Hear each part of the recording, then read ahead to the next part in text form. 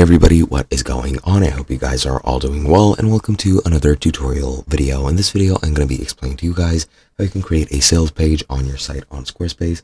So let's get right into it. Now, as you can see, currently I'm on an empty page on my site on Squarespace. This is not a storefront, so I'm just going to be removing this page by going into the page menu, then going here next to this, clicking this gear just to get into the settings, click delete page and confirm, and I'm going to delete this one as well because I don't need any of these. Now, what we're going to do is we're going to click here to add a new one. Now, I already have a shop over here, but just ignore that for the time being, or rather, no, I'm going to delete that as well because I don't need it. But yeah.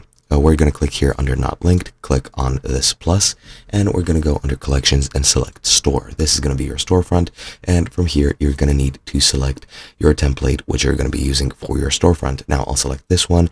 This one is the most aesthetically pleasing for me, and once you create your storefront, it's going to give you some automatic placeholder products, which I am going to delete.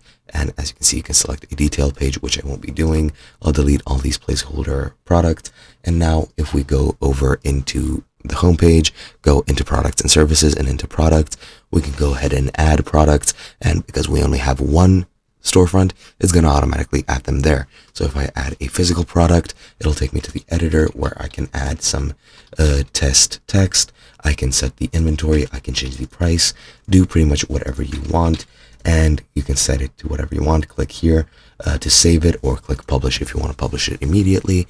And once that's published, it's going to automatically go to that storefront. So if I go into website, go into pages and go to my store, as you'll see, it's going to add the test product automatically here.